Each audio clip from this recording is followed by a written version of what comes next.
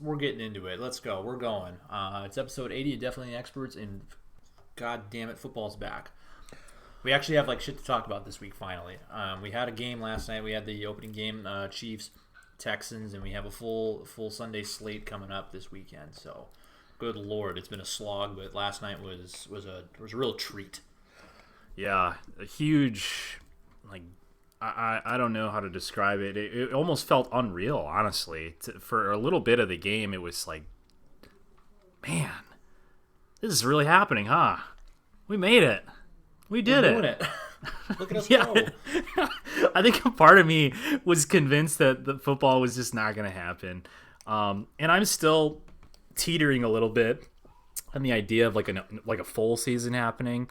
Like, I think every single weekend it's going to be like, huh, we made it, huh? We did it. Or Take like it 1 week at a time. right, or waiting for some of these weeks, like after we get done with like a weekend of NFL, and it's like, all right, and 400 players tested positive. It's like, fuck.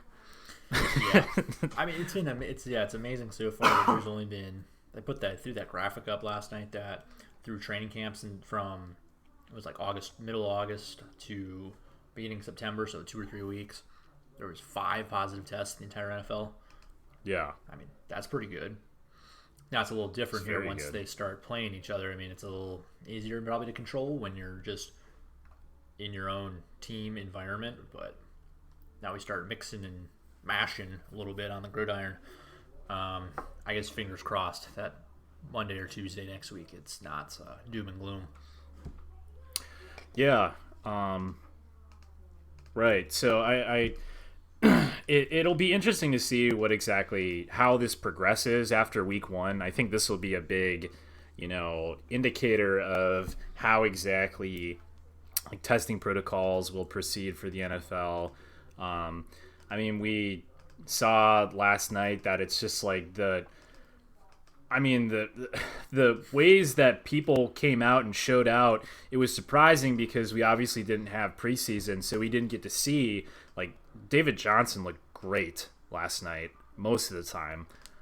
He's like, I guess I'll say he did not look like 2019 David Johnson at all. Yeah, he looked good.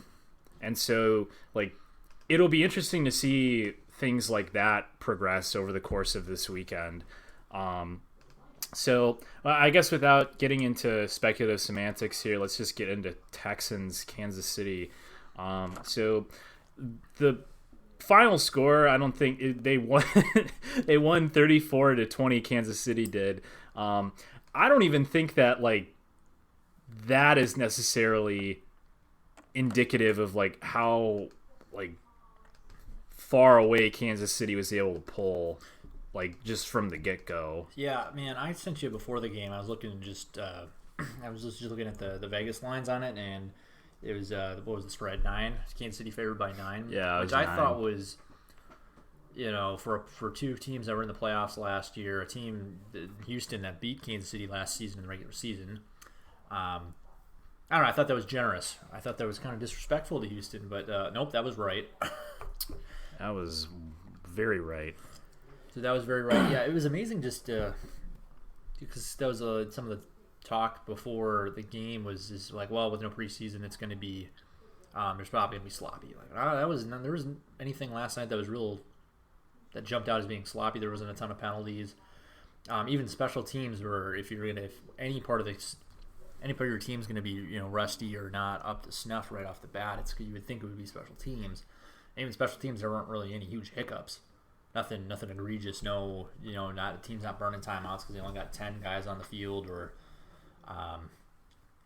penalties on special teams in particular, guys downfield holding and whatnot in return. So overall, I thought it was a pretty good product. I mean, you got guys like Clyde Edwards-Helaire, who is, as a rookie, first game action of any type in the NFL, and put on a show.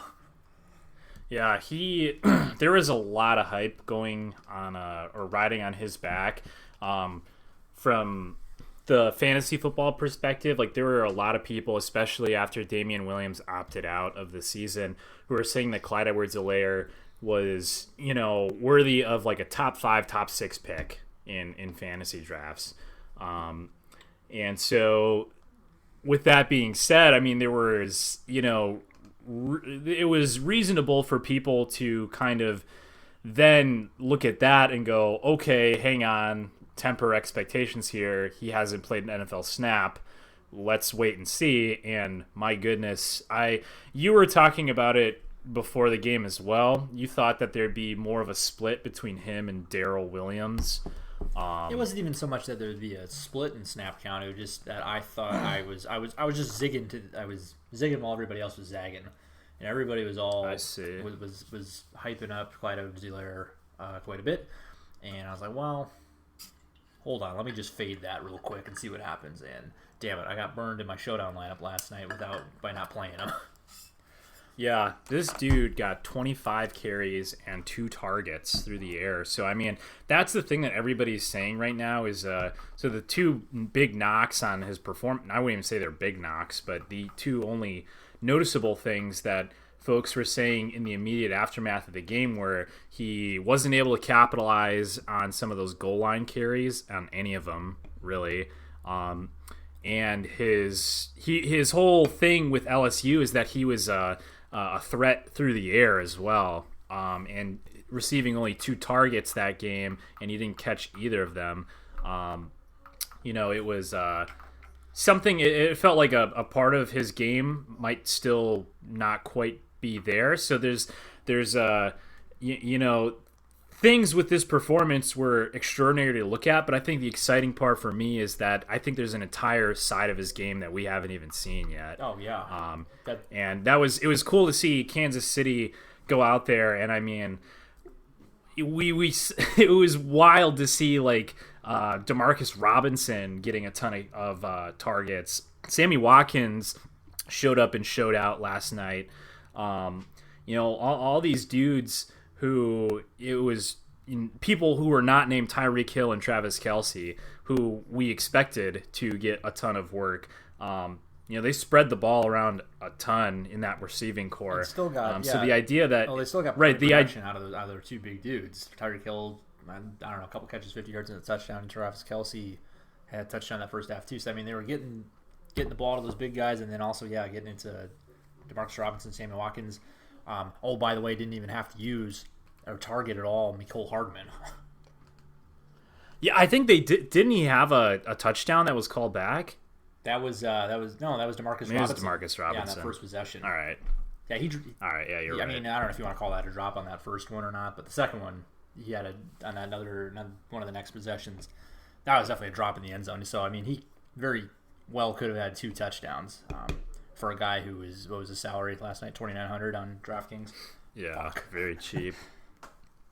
Yeah, I don't know. Just the idea that like there's, that's 4 or 5 different dudes right there who it's like, damn, like that's scary to think that like then you add in Clyde Edwards-Helaire to the mix there, and it's like it's like a completely different facet of the game. Just another dude that the defense has to account for. I don't know. It's even with Kansas City, not having a super staunch offensive line. I mean, they're looking possibly even scarier this year now with like a true formidable like running game. Like last year, it seemed like they were kind of missing the running game a little bit. Even though Damian Williams, he definitely down the stretch was a huge contributing factor to their playoff and Super Bowl run. But in the middle of the season, it kind of, between him and LaShawn McCoy, it was kind of like, who's going to do what here now? Yeah. So having a dude now in the backfield is kind of crazy. Yeah, for sure. I mean, that was, I think, the most impressive thing about that offensive performance last night was, I mean, the Chiefs were running downhill quite a bit, especially in that second half. I mean, they took the air out of the ball. Before Houston climbed back to it in garbage time, but I mean, they were running downhill and they were getting good movement out of that offensive line, which was a little bit of a question with I'm gonna mispronounce his name, Lawrence Duvernay Tardif, with him opting out. But they were, even right off the bat in the first half, even they were coming out and running the ball downhill pretty effectively, which you get a halfway decent balanced. Or you get the running game going and provide some halfway decent balance for the most dynamic passing attack in the league. That takes that offense from almost unstoppable to pretty much absolutely unstoppable. To even more unstoppable. Oh, by the way, this play action. Pat Mahomes. Yeah, it's gonna be. Really didn't have to do a whole lot last night. No, I mean he didn't do anything great. He just was good. Threw 3 touchdowns. I mean he didn't.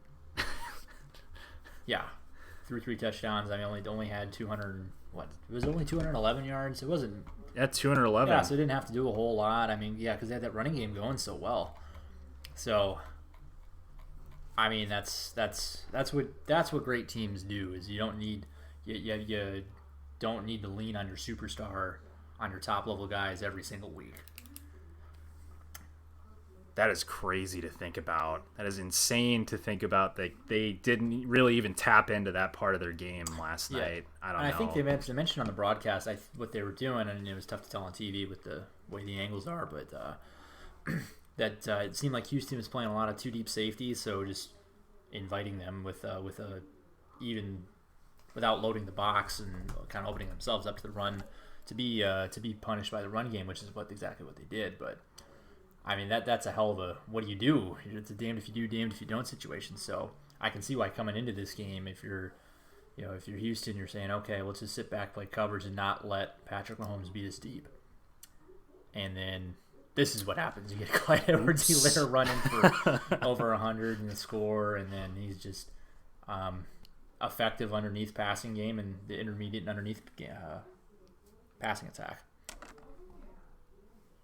Yeah, I mean, it is exactly what you're saying, damned if you do, damned if you don't. I mean, I think Houston's defensive, the weight that they lean on is certainly their, 4-man front there, J.J. Watt, Whitney Mercilus, Zach Cunningham, Benardrick McKinney.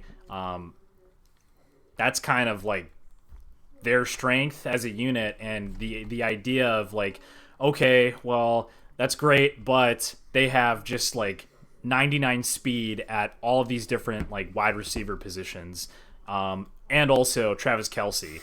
Like, what the fuck? What do we do? And so, right, like you're saying, playing 2 deep, selling out to make sure that like there's a good shot of like I think it was when Demarcus Robinson had that second drop in the end zone. He got paired up with a safety, Justin Reed, and so it's like, yeah, I don't know, can't do that. Like, Demarcus Robinson isn't necessarily the most outstanding wide receiver, but he's a hell of a lot faster than, most safeties in the league.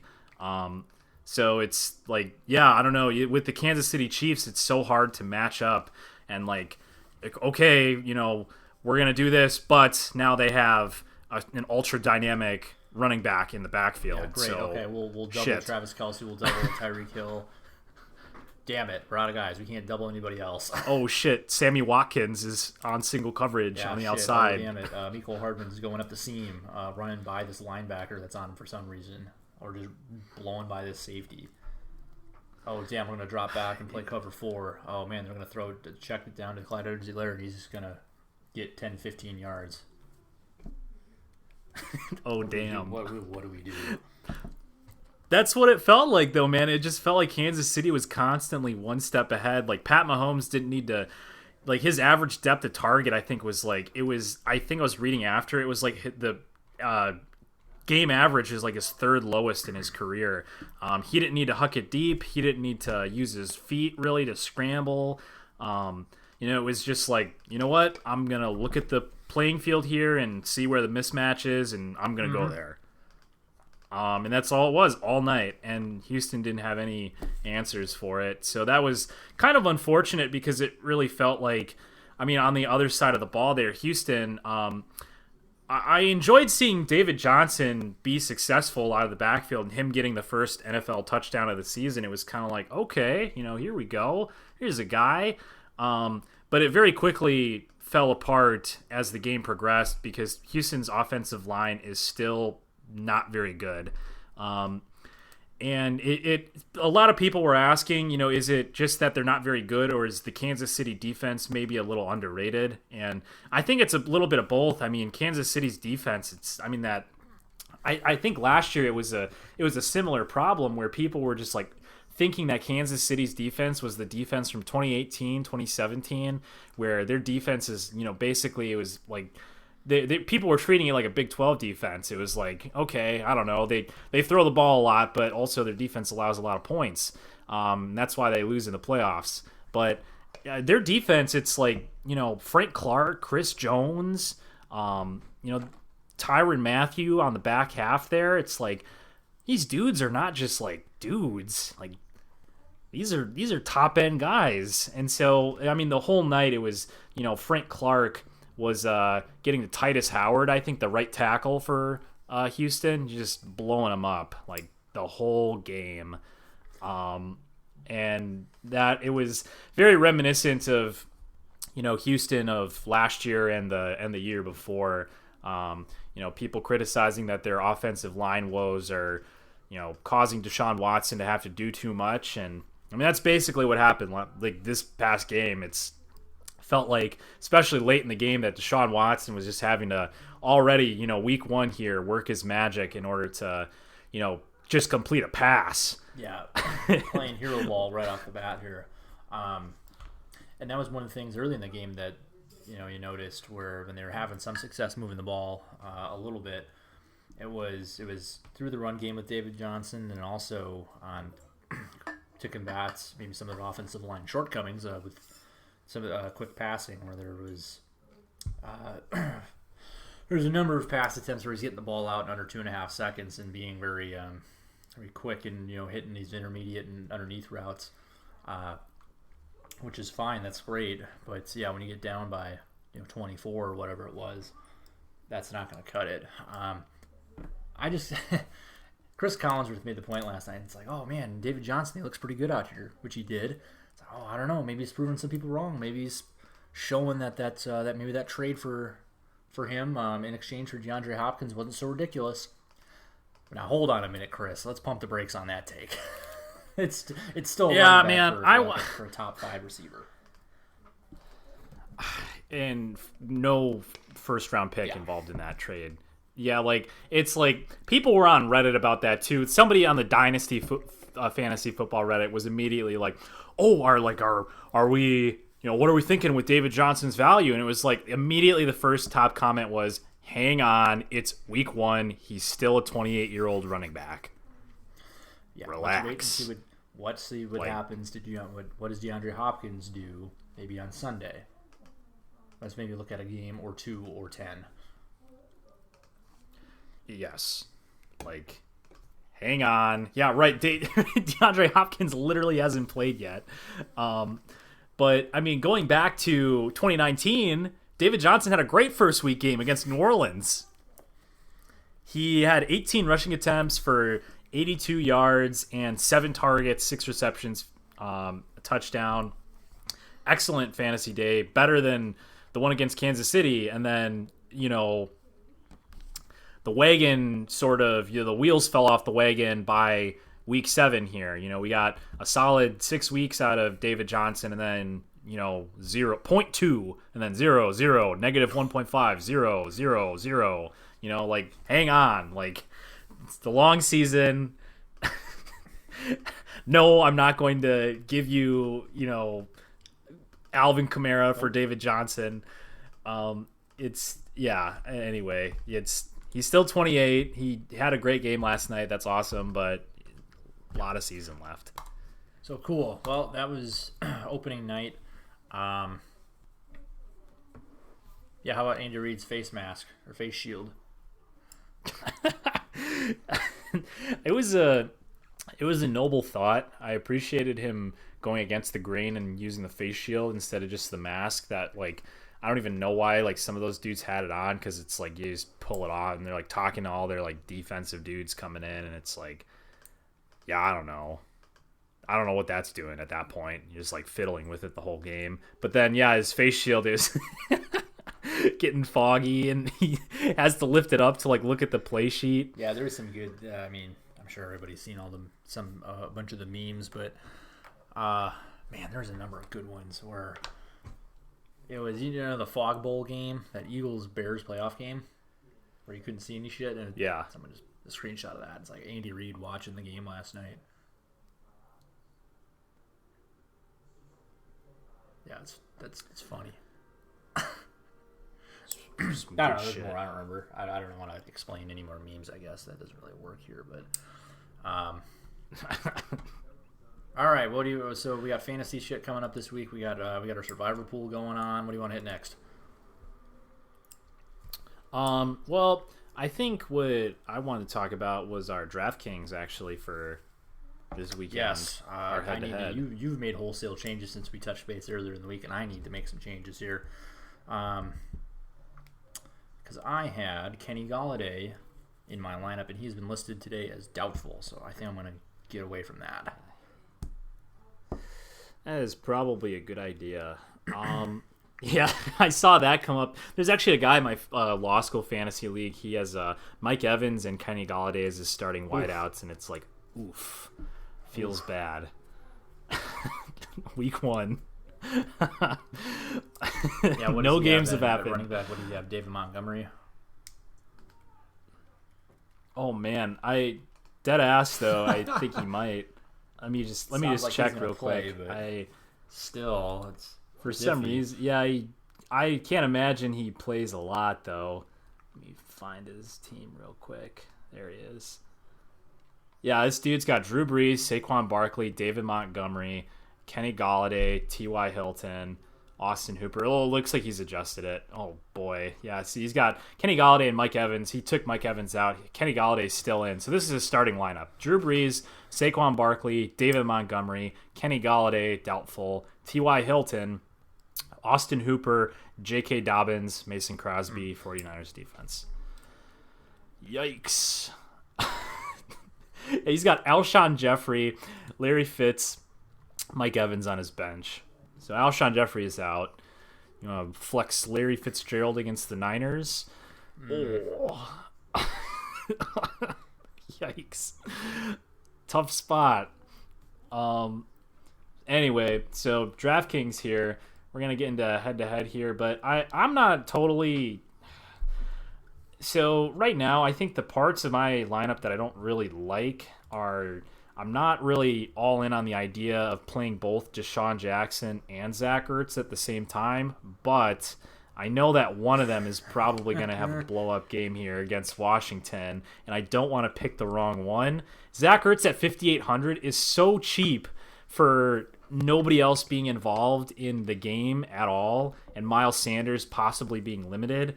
But Deshaun Jackson at 4,900 Is Alshon is also very cheap. out? No, he's out. Jalen Reagor is... I don't think it's the final decision, but he's probably out. So that leaves Deshaun Jackson, J.J. Arcega-Whiteside, and what's his name? Lord. Yeah, Greg Nothing's Ward. changed. It's been right where we left the Eagles last season. Exactly. So, that being said, Deshaun Jackson only played one game last year, but he had 38.4 points in DraftKings. Are you looking to chase the so- dragon there? I mean, it feels like almost a chalk play at 4,900. It's so cheap for a dude who, like, he doesn't necessarily need a ton of targets, but he's going to get the targets because there's just straight up nobody else to throw to except Zach Ertz. Until it turns into the Boston Scott and Miles Sanders show in the second half. Game script doesn't. Yeah, your So game that's script the doesn't really right. That appear to be favorable going into this one. But if Miles Sanders is limited, then is it really going to be downhill running the whole time? I mean, Probably. you got to... Right, that's what I'm saying is like with 5'6" Boston Scott, Yeah, probably they did last not. year. Yeah, that's true. But anyway, so I'm still trying to tease out the details there, and I'm not totally sold on it. But I don't know. If I don't play Zach Ertz, then I probably go Hayden Hurst at tight end, and then that leaves me with a huge, like over 1,000, I think, 1,000 and some change to bump up another position. So I don't know, might be a game time decision. But anyway, and then I'm also the other part of my lineup I'm not totally confident in is Kenyon Drake. I'm playing him with Josh Jacobs at the running back position up there. They don't have a totally favorable matchup against San Francisco, but man, my dude Kenyon has showed up and showed out against them the last two times he played them last year. As a downhill runner, maybe not so much, but as a PPR dude, I think that there's some value there. That's kind of it. It's like he obviously, right, like you're saying, not a totally downhill dude, but I mean that's not really how you attack the 49ers anyway. Go. Right. So I don't know. I have him in there right now. I'm not totally sold on him, but I'm, I don't know. I kind of like him there. I like him there. I think a little more than the pairing of Deshaun Jackson and Zach Ertz. But anyway. So I mean, I sent you the lineup, but I'll just like go through it real quick. I got Russell Wilson, Kenyon Drake, Josh Jacobs, Devontae Adams, Deshaun Jackson, DK Metcalf, Zach Ertz, Antonio Gibson, and the Washington football team is my defense. So I don't know. There's not really a whole lot to explain. I got Russell Wilson and DK as the stack against Atlanta. I think that's the game to target. I already talked about Kenyon Drake. Josh Jacobs against Carolina just seems like a bit of a chalk play. He's the workhorse there. Carolina is bad. So just getting a guy in there who's going to get volume against a defense that is not very good is at 6,800. I think that's kind of the strategy I incorporate for any of these cash games. Devontae Adams I looked at him because like he's significantly cheaper than Michael Thomas. And he is also going to get they talked about Devontae Adams a ton on this Fantasy Pros podcast actually, and when I picked him, I was already like, okay, well, they have brand new secondary back there, and he's going to get like literally all the targets, right? Like who is going to get the targets? Alan Lazard, maybe he'll get some. MVS, I don't know. Jamal Williams is a good route runner apparently now. I'm not convinced that Devontae Adams isn't going to get 10 targets. Until they show otherwise, until they start spraying around more. Yeah, based on what they did in the offseason, I see no reason why Devontae wouldn't pick up where he left off in terms of being clear-cut number one. Right. I mean, and especially against this, pretty green Vikings secondary. I mean, like we were saying, they got rid of their the two top dudes, Trey Waynes and Xavier Rhodes. They're out. So you're flexing a couple of rookies on the back end there, and who is it? Well, I guess not rookies. They got Mike Hughes and Holton Hill. And then they're backed up by rookies Cameron Dantzler and Jeff Gladney, who were drafted this year. Inspiring. No, against Devontae Adams, absolutely not. So, like, I think Devontae Adams he's the wide receiver play, I think, this week, just by volume and sheer mismatch. Being, what is it, 1,700 cheaper than Michael Thomas. I think Michael Thomas is 9,000. So it's like, I don't know. I don't know what the game script of this game is going to be. It could just be a shitty NFC North Week 1 game, but I think Devontae. Yeah, right. Maybe not like fireworks, but I think Devontae Adams gets a ton of work. And then, I don't know. I talked about the Eagles enough, I think, and DK Metcalf. I put Antonio Gibson in there because just to make some of these like high-priced options work, I needed a guy down there at the bottom. And my options it was either Tariq Cohen I was looking at for a little while, and then news of David Montgomery coming back. It was kind of like, I don't know.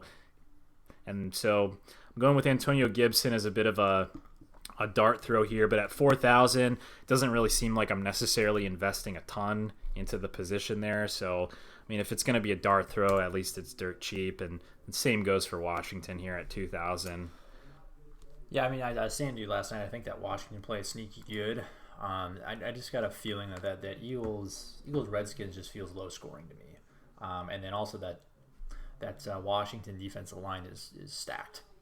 Well, really the whole front seven is stacked. So there's a lot of opportunity there with Chase Young headlining that group to rack up some sacks and get some points that way.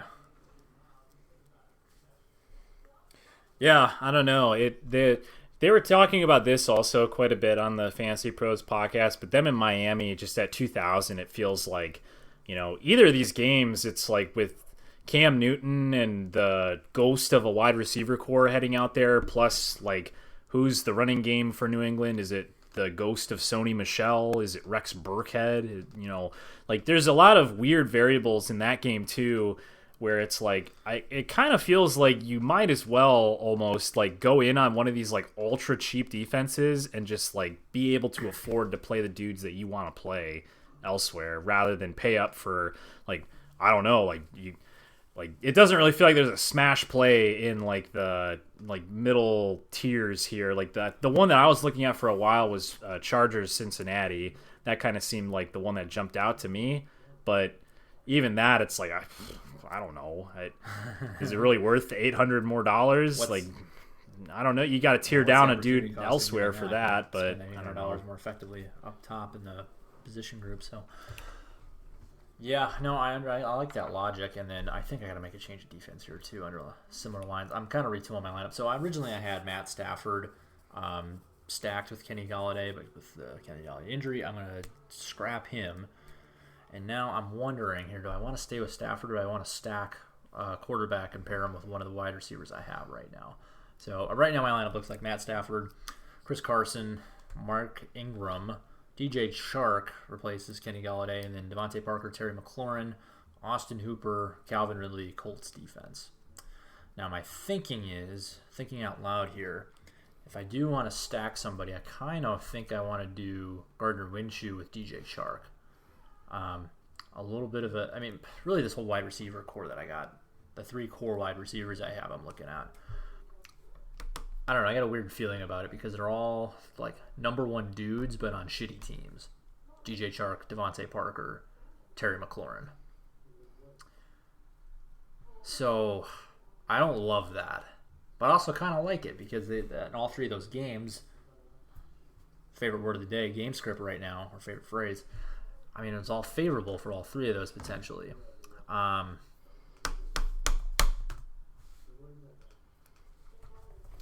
I mean, I like the Gardner Minshew, DJ Chark stack. They talked about that a little bit in the podcast too. There's a bit of a mismatch at cornerback because this kind of plays back into the Packers discussion. You know who's the cornerback duo in Indianapolis now? Is it Xavier Rhodes? Is he down there? It's Xavier Rhodes and Rock Ya-Sin. He's a second-round pick last year.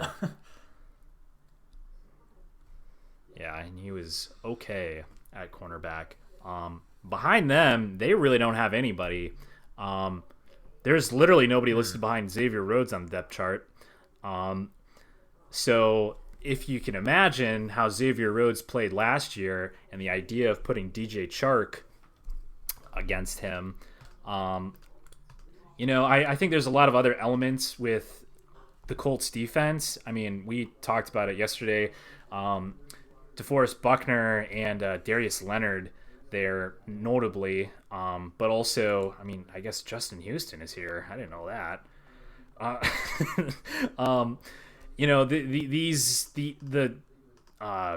The front 4 there are pretty formidable. So it's not saying that it's going to be a cakewalk for Gardner Minshew. I think, especially on the other side of the ball there, I think that the Colts offense is just going to carve up Jacksonville's defense. But I think that game script will be beneficial to that stack you're thinking about. So I'm just like, okay, DJ Chark, know him. Who else is in that Jacksonville receiving core? Can you name anybody without looking? D.D. Westbrook. I don't see him. Chris Conley. I know D.D. Westbrook and Chris Conley are both. How about C. Johnson or C.J. Board or M. Walker? Terry Godwin. I know that at tight end it's fucking it's from the Bengals. All right. Yeah, he's there now. But yeah, looking at this, yes. Oh yeah, no doubt. DJ Chark is the man. This is really looking at the Devontae. This is poor man's Devontae Adams across the board for all 3 of these dudes. It's the far and away number one guy on this team, but they're on bad teams instead of good teams like the Packers. And also, Leonard Fournette is gone, and all the running backs have COVID or something. We'll get to regular fantasy in a little bit, but I wheeling and dealing made the move and got that Robinson guy. What's his name? James Robinson. James Robinson. Anyways, yeah. So I mean, that's the idea. I'm kind of thinking instead of doing poor man's Devontae Adams at all three spots, maybe swap Devontae Parker for Julian Edelman. Stay in that game, but then get the other side there. I mean, well documented, the New England receiving core is thin. Not a lot of depth there, but Julian Edelman is the guy. It's like him and then James White is your probably number 2 receiving option.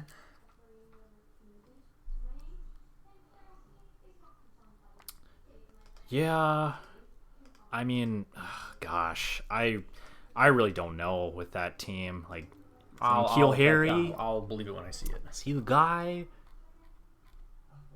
Or let's see, what could I pay? Let me just drop Devontae Parker. I got $6,400. What if I pay up a couple slots? What is $6,400? That gets me Stephon Diggs or Keenan Allen. Can you get up to 65? Can you get Allen Robinson? I think he's a pretty good play against Detroit, man. You want to talk about just battered secondaries? Loss of Darius. I tried to fit him into my lineup, and I couldn't make it work. With this whole lineup I constructed, the original. This is using I mentioned this last time. I built out my shitty poor man statistical database thing, and these are all the guys I kind of came back with. Well, there's other guys in this group that kind of met my criteria. So my initial screening was to get low standard deviation dudes with high averages. And got kind of an initial list of guys. Julian Edelman's in that list. Most of the guys I have on my roster right now are in that list. Who were we just talking about? Allen Robinson? I think he was one of these guys too. Yep, Allen Robinson. He's in the mix. Boy, where can I save $100 here? Oh, I know, defense. Nice. I wasn't totally, when you told me that you were going with Matt Stafford, Kenny Golladay, I was a little skeptical, but looking at the history of their games like last year, it was like, Jesus Christ, these teams kind of like beat the shit out of each other, didn't they? Like, Kenny Golladay had like a massive game against the fucking Bears, and Allen Robinson, I think, respectively, had a field day against the Lions. And the Kenny Golladay side of that, I mean, there's the caveat that's both games were without Matthew Stafford at quarterback. Yeah, Jeff Driscoll one game and David Blau. So, and still put up solid numbers with less than good quarterback play in that case, in those situations there. So, all right. So if I have my floor play here, if I go, I don't know. Defense, if you're going Washington, I'll go Dolphins.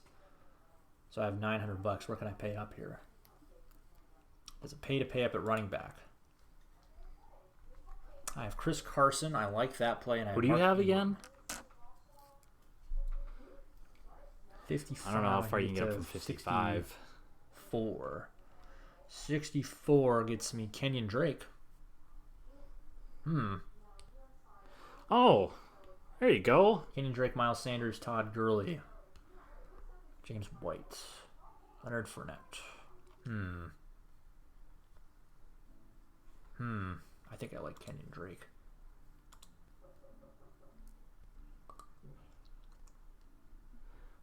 think I like him better than Mark Ingram. Mark Ingram just scares me because the word is that J.K. Dobbins is going to have a role in that offense. If they're splitting touches, that's kind of a no good.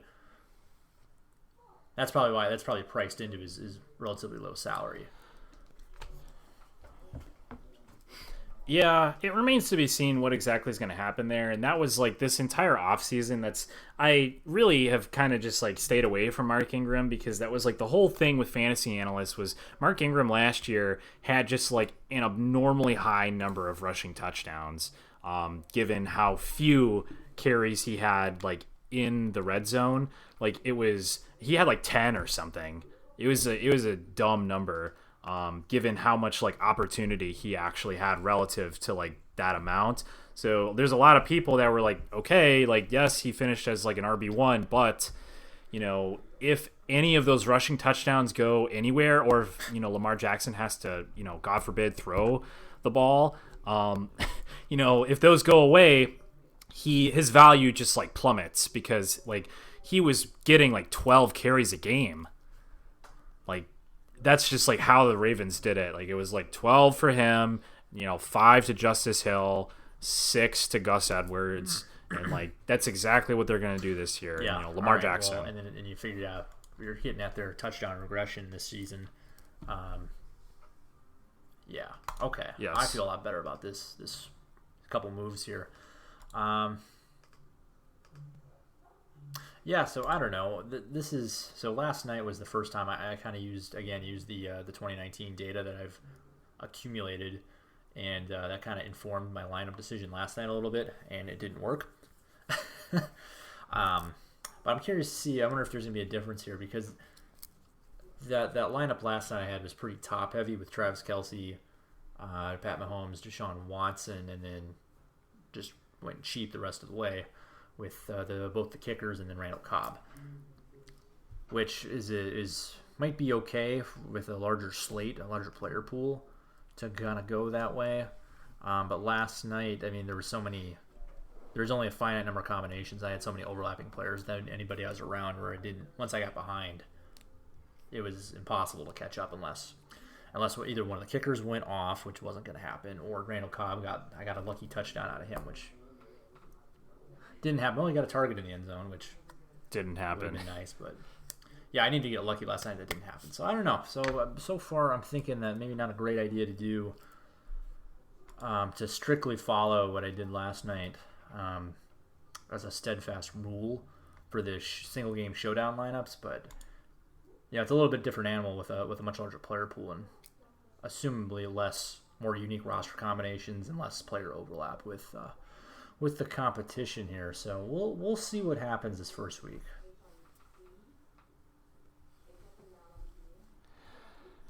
Yeah. I'll be excited to see how exactly your, high floor projector statistical did I tool tell you too when I was trying to build it. this thing? So my original plan was I was just going to have the computer analyze every single unique lineup possible. And then the numbers got very big very quickly. It was like, oh yeah, by the way, there's like 2 billion different combinations. And Excel can't do that. You need to use a more robust piece of software. And it's like, oh shit, I don't know how to do that. So yeah, maybe next year. So what I wanted to do is just give me every single goddamn possible combination, and then give me the best 100. And there might be a way to do it, but I spent like all last weekend doing that and got nothing. Or didn't get really any real results out of it. So damn. I just kind of did the poor man's way. That's what I got for now. Just kind of custom built screen for like 20, 30 players that are high floor, low average, or high average, low variance, and they just kind of made the pieces fit within the salary cap constraint. So what I ended up here with, I mean, in terms of roster distribution, it's pretty, or salary distribution, it's pretty even across the board. Defense was notwithstanding, but didn't spend up and get Patrick Mahomes, or I'm not spending the big bucks and getting Christian McCaffrey or Lamar Jackson, but I'm also not scraping the bottom of the barrel for who was that Jordan Akins guy that you played last night? Yeah, I mean that's. Oh man, but he scored a touchdown. 2 targets, 1 touchdown. That's what you need out of that position. That's that's great value. Yeah, goddamn. I'm so glad that. Yeah, would you have been in the money last night? Because otherwise, it was like, fuck, man. Well, I was beating myself up because Yeah, well, right. I messaged you and it was like, oh, Demarcus Robinson has a good matchup against Lonnie Johnson, and it was like, fuck out of here, and it was like, yeah, I don't know. I'm not gonna play Demarcus Robinson, and then he didn't really like go off, but I mean, maybe I would have been mad because he didn't score those touchdowns, but I mean, he was targeted heavily. Yeah, so I don't know. Anyway, so I guess we'll just wrap up here and like talk about regular fantasy real quick. In our Beans League and our Dynasty League here.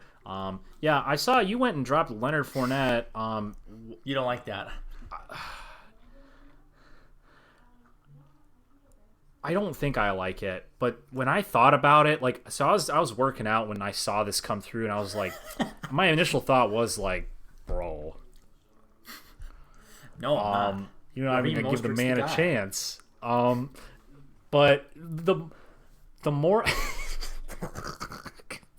Raheem Mostert, James Robinson's the guy. The more I thought about it, though, you know, I don't know what's going to happen with Jacksonville backfield. Like, it could just devolve into exactly what Tampa Bay is once they come back from COVID. But I was looking at it, and it was like, you know what? I don't think I want Leonard Fournette either. Like, I'm looking at my roster. I was like, damn, son, I got to pick up Leonard. And then I was looking at it and it was like, yeah, that is bro, I don't think I want Leonard Fournette. Like, I think that all the dudes on my lineup, it's like, fuck. Would y'all want to drop Alexander Madison for him? Like, not really. Like, at least Alexander Madison's going to be like the fucking guy if Dalvin Cook's out.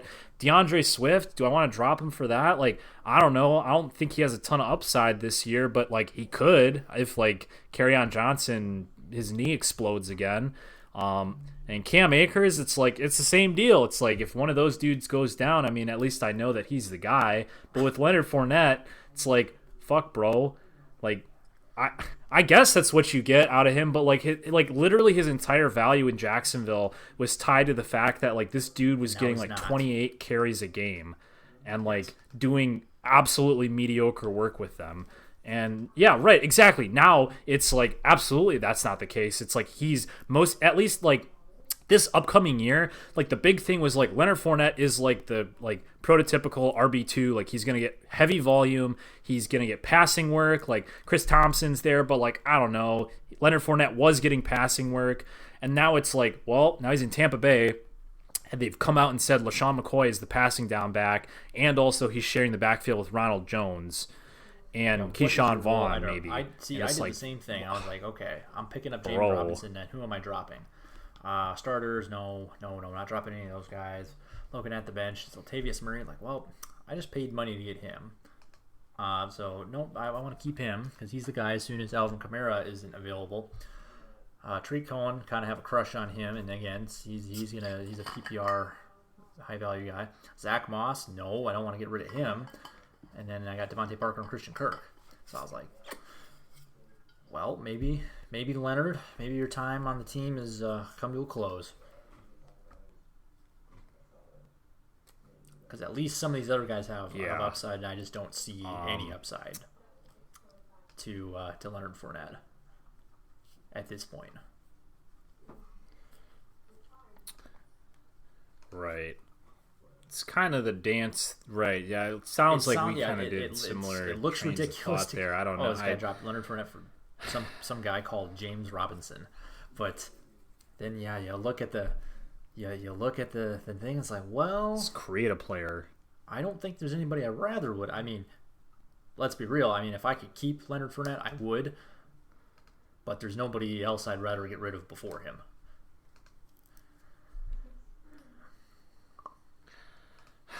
Right. It's kind of the argument that it's like, you know, that's I guess why a lot of these like fantasy analysts and what I've done with like most of my leagues this year is like my bench is almost like there's like a depth piece maybe, but like it's mostly upside dudes, and it's like, yeah, I don't know, like, do you want a guy on your bench? It's like the Marvin Jones argument where it's like, do you want Marvin Jones on your bench? Like, yeah, I don't know, he's going to be a wide receiver 3 every single game, but like, which week is it going to be like, yeah, yes, let me go ahead and bench Robert flexing Woods Marvin Jones Jones real quick. Like, or even like if you ever get into a situation where it's like, oh shit, like literally all my guys are dead, time to flex Marvin Jones, and it's like, if you're in that position, it's like you're almost like better off like looking at the waiver wire, and it's like, who's the upside play here? And so that's kind of like when I'm looking at here, it's like, in that messy backfield, is there ever going to be a week where it's like, it's a Leonard Fournette ridiculous week. I don't know. Like I'm having a hard time. Like maybe he does pull away with the job. Like there seem to be like with these series of moves, you could argue like, okay, the Bucs drafted Keyshawn Vaughn. Maybe that indicates they aren't totally happy with Ronald Jones, but then, it's like, okay, no, Ronald Jones is the guy. And it's like, oh, no, they went out and acquired LaShawn McCoy. It's like, well, I don't know. We saw his battered corpse run across the field and be a healthy scratch in the Super Bowl, so probably not. But then, acquire Leonard Fournette, and it's like, okay, do they want Ronald Jones to be the guy? So you're saying do one they thing, not want him to be the different. guy? I don't know. Right, that's kind of like what I'm getting at, but it's like, it seems to indicate that they don't feel confident in Ronald Jones, and that's why they've obviously spent all this fucking money to like and draft capital to like try to replace him, but like they haven't. And so it's like there's a part of me still there where it's like, I think you can still ask that question, like, did you do it with Leonard Fournette? I don't know, because his production in Jacksonville wasn't like, hell yeah, Leonard Fournette, that's my boy. It was like, all right, we're going to give Leonard Fournette the ball 30 fucking times, and he's going to do, he's going to run for 3.5 yards per carry. Great. I don't know what that gets you in fantasy football now if he's not getting any passes, and it's like, okay, let's bring that number down to like 10. That's kind of what I'm looking at right now. It's like, Jesus Christ, like, fuck. Do it. I want to pick him up really bad, but also it's like, fuck, dude. How many fabs you throwing at him? I don't think so. Not the $1. Please, yeah. If somebody else wants him more, I think it's like, yeah, save me from myself in this situation. I think that I sometimes just make moves in fantasy because I'm bored, and this feels like one that's like that, where it's like, you know what, Connor? You probably don't need him. You got Joe Mixon, Kenyon Drake, and Jonathan Taylor, and then, 3 other perfectly good upside running backs on your roster, and Alexander Mattison, DeAndre Swift, and Cam Akers. Do you really need Leonard Fournette? Do you need that? Did you try and get Adrian Probably Peterson not. this week? Probably not. Probably just leave that alone, but Cheech got him. no. But I want to talk to you about this, because I was talking to you about a trade that happened in our Superflex league, our Dynasty, or not a Superflex. Oh, it is a Superflex, yeah, Superflex small roster league, and this was good. So this dude was like blowing up my DMs, like he really wanted DK Metcalf, and it was the same night that you were getting shit offers from the commissioner of the league. And so it was like, you know what? No, like, I don't know, not really interested in like the way that the small rosters work. It's like, 4 bench spots. I don't know what to do. Like I can't really take like 2-for-1s. Like you can't do it, because then you need to cut somebody. So you're effectively only getting half that trade, or it means that I have to go to my bench and look at, dropping one of the dudes I already have. And so it took a really long time to like sort this through. And then finally he sent me an offer that I couldn't believe it at first when I saw it. It was a little bit more even keel after the fact when I looked at it. Because I agree with you that I think DK Metcalf has some like serious upside. But so the trade was DK Metcalf and DeAndre Swift for Kareem Hunt and DJ Moore. And I looked at it and it was like, okay, I think I'm paying a little bit more on the dynasty side for DeAndre Swift to get sent away, but I'm looking at this and it's like, I don't know how much value DeAndre Swift is going to have to me in this season. And The guy brought up a good point where it was like, you know what, on your bye, you need to replace Dalvin Cook with somebody, and it was like, oh yeah, you're right. Do I want that to be DeAndre Swift or do I want that to be Kareem Hunt? And so looking at it, it was kind of like, oh, okay, yeah, I mean, there's definitely like an argument to be made there. And so, after a little bit of going back and forth, and, I saw that in the bye week specifically, Kareem Hunt plays Cincinnati at week 7 when the Vikings have their bye. So it's like, okay, yeah, you know what? Like he'd be a pretty good stand-in at least for Cook there. And I liked having DJ Moore on my fantasy team last year, and so it's like, you know what? I don't know what's going to happen with DJ Moore in Carolina, but I think even as like a dynasty piece, I think DJ Moore has already proven that he's a fucking stud. So at 23 years old, it's like maybe he's okay this year. Maybe he isn't necessarily a target hog, but I'll make this trade. And so I, hit accept on there, processed. It was like, all right, great. And then literally the next day, the Lions signed Adrian Peterson. And I saw that the guy in our league immediately put DeAndre Swift on the trading block. That all timed out. Oh my God. It was like, not a moment too this soon. trade couldn't have happened any, or I guess we couldn't have made this trade. Right, exactly. Yes. Like, oh my God, if I had waited a day, like this trade would have been off the table easy. And so it's like, Kareem Hunt just signed a deal with Cleveland to stay there for another 2 years. And so it's like having a two-headed beast isn't necessarily the most lucrative thing either. But I think he's still going to have quite a bit of value. And I think I'm excited to see what exactly he does. He does considerably more through the air than Nick Chubb. So, we'll find out what Kareem Hunt's deal is. But we're talking dynasty here. In any case, these guys, and they're pushing their podcast, man, and I don't like it. It's like it's too much, you bro. Post the clip, these clips from their stupid fucking podcast that them and their other bro are just doing that I'm sure no one's listening to. Yeah, what the yeah, this dumbass fucking bro, podcast. You don't need to tag us at all. I hate getting those notifications. I think that's the thing with like the Sleeper app. It's, I don't know about you, but this like pulling up and like deleting the notifications is kind of a tedious task.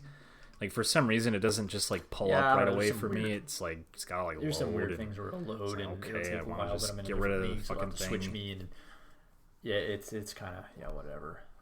So yeah, I definitely turned off like all notifications for this stupid fucking league. I think it's just. I mean, I think if they pedal it again, I'm just gonna make sure you're all subscribed. Like, stop. It's like no. Like, I got. Yeah, it's just like no. I don't know. It's kind of interesting the idea of like this particular episode where it's like dynasty segments. Like I don't know. I guess I could listen to this and see like what players you're interested in and which players you're like going after. I guess. I don't care about this, or I don't know. We start just clipping this and putting it in there. Hey, back at you. Hey, check out this clip. It's just literally linking our like hour and a half long podcast that. Hey, it's our greatest hits. It's a playlist of every single video. Best of. All of them. Here you go. Yeah, I don't know. This league is like, yeah, right. I think you put it in a great way last week or whatever that was. Like, it's nice that they're very active and they're moving pieces around. It seems a bit like semantic here in the like off season because it's like, I don't know. I think we're all just doing this because we're bored. Like, like nothing's happened. There's been like one game, and so that's kind of like whatever. That's a different thing. But like, right, like the idea that like these offers are going out and they're just like straight up like bullshit value like offers. Like, they're sending a bunch of them out, but it's just like casting a wide net of just bullshit. Yeah, and I mean, in this league, some people have, so it's not like the most ridiculous strategy, I guess, but it is kind of like, okay, well, you guys are doing this and you're yelling at me for, posting your bullshit on the message board, but like, like stop, like, are you serious? Like that's the MO. Like, I'm gonna send you this offer of, Brandon Ayuk for DK Metcalf. Accept? Yes, no. Yes, no. Yes, no. How about a 2023 third round pick? So what was that offer I sent you? There was Kind one that of was just, like hey, really I want, like the. I think they wanted Devontae Adams for like 2 players and 3 picks. I was like, bro, two mediocre players for 1 really good player does nothing for me.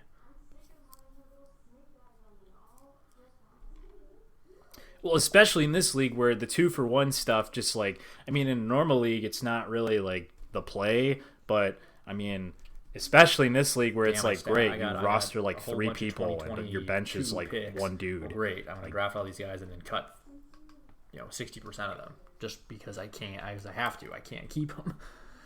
So maybe I don't know what I'm thinking here. Maybe I just get in on the hustle then. Or all right, I'll offer you Jordan Love, Darren Waller, and Leonard Fournette for 1 good player.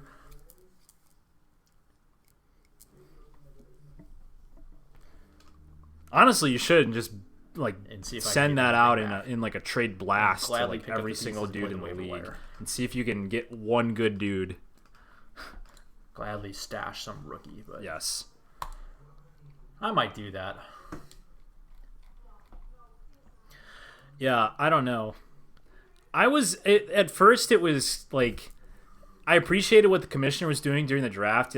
He has a pretty like considerable like draft capital for next year. And it was like, okay, I understand like what you're doing. You're kind of like, you know what? Like this year, like his team, it's like he's made a lot of trades since then, and there was one I think that went out to who was it? There was one trade that he made to, I think it was this Team Cruiseway that he made a while back. I don't know if I'm going to be able to find it. It was not a good trade. Let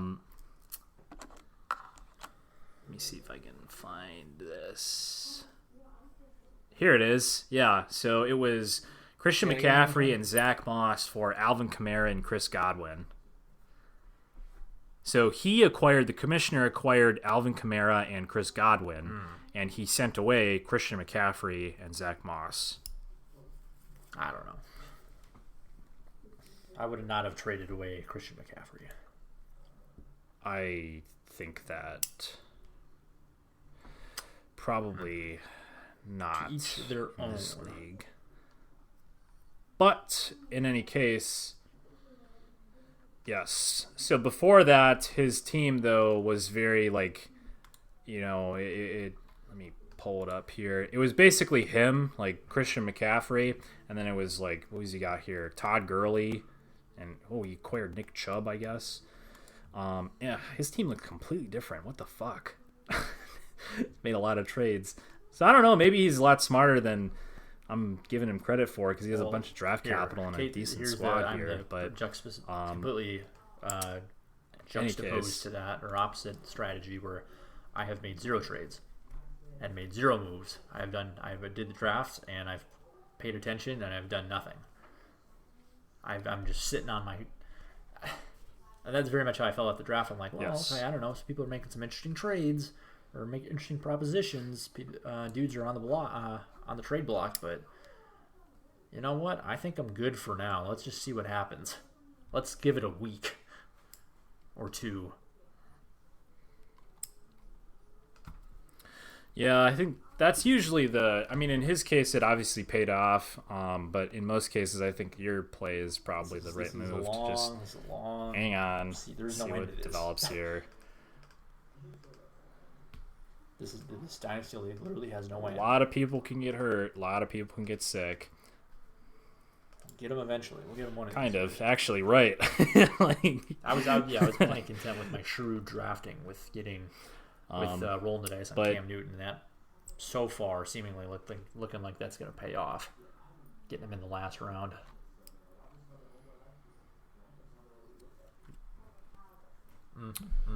We're gonna see what he does. He's a starter. But in any case, all right. I think we can stop there before we just ramble on about our league. Here for our survivor pools. Did you make a pick? Oh shit. Gosh. I did make a pick. I forgot who I picked. I made a pick right away so that I didn't forget to do it. So I picked. But let me pull it up. Buffalo Bills. So they're playing. What's that? Visit what league? How do I just visit this league? Oh, I don't know. How do I just visit the league? The survivor pool.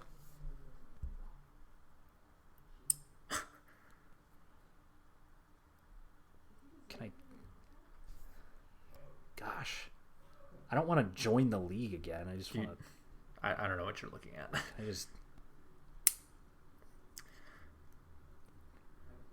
I'm looking at the link that he sent in the Facebook thing, but it keeps giving me a, join the group under this pick set. Download the Yahoo Fantasy app, and I don't want to do that. I just want to. Dude, you gotta do it.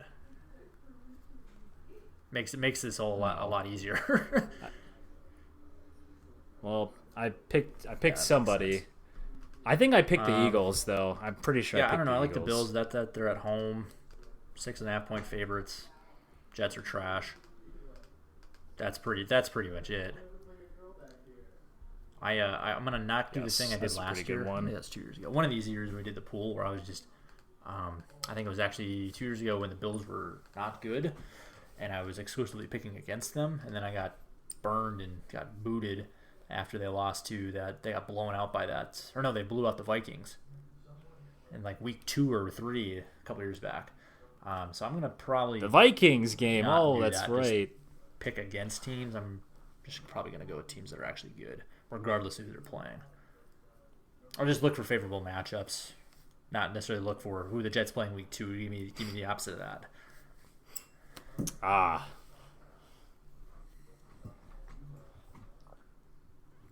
Yeah, there was an article I was almost going to read about Survivor pick'em games and stuff, and it's like it was like the whole headline was like, there's more to Survivor games than luck. And I saw that, and I was like, I hovered my cursor over it, and it was like, probably not. And I didn't read it at all. I think if I try to, it's like fantasy where it's like the more I learn, the more I realize that I don't understand how this works from like an actual statistical perspective. Yes. And a lot of this is in fact gut feeling and or gambling. So it's like I think I'm just gonna stick with my survivor pool pick'em thing being completely 100% gut feeling. Like I log into the thing every week and it's like, who looks good?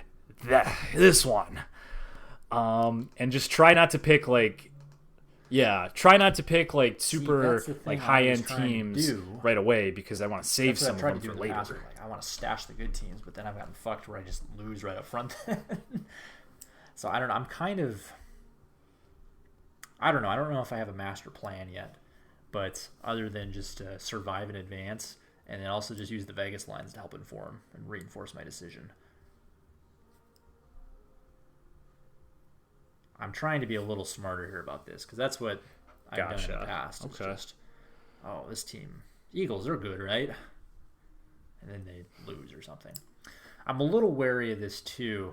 Well, Eagles fall into this category too, but Bills and Jets. Jets did beat the Bills end of the season last year, and I mean it's a divisional game, so common opponent, a little more evenly matched, or since there's more familiarity, which gives me a little pause.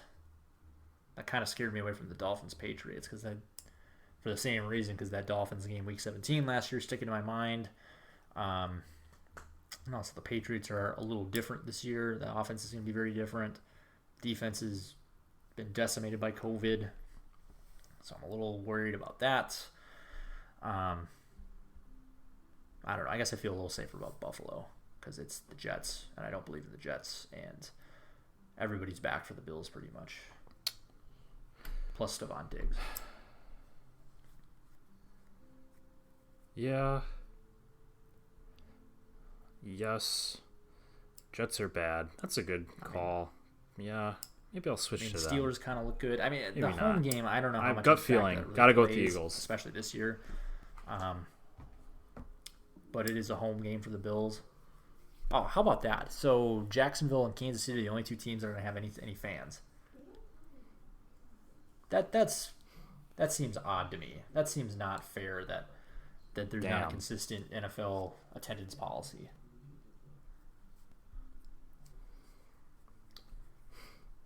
I don't know why I you could just see, ban like, all in fucking college fans. football Like, where what the fuck? Well, are college we football doing? do whatever the fuck you want to do.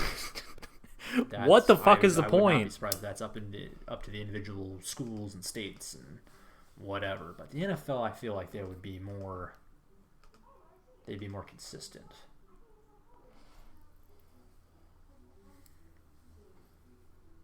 We are just pinching pennies by allowing 10,000 fans or whatever So to there we go. come and Lock the sit week. here. Buffalo Bills at home versus the Jets. Anyway,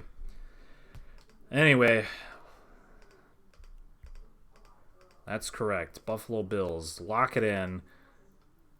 Yeah, we'll see. Survivor pool is always kind of interesting. Oh yeah. I think it was a couple years ago. I got the whatever the three-way tie or whatever it was, Damn. which was kind of fun. But it was also like great. I got like $10 or something. I lost last year. I don't remember which game I lost on, but I remember it was like pretty early. It wasn't quite as early as No, that was there was when you one lost game, to I think it was the everybody Buffalo got Bills, fucked Minnesota last year in one Vikings, game. but It wasn't everybody, but there was one. I don't remember which week it was or who the team was, but I vaguely remember like a good, like a healthy majority of this pool all had the same game go the wrong way on them. There's a big up. There must have been some sort of big upset. I think you're right. Early I in don't the remember season, which it game would've that was been- though. Who do we think was trash last year that actually ended up okay? It was not the Dolphins. Because they didn't win for a while. Maybe it was the Dolphins.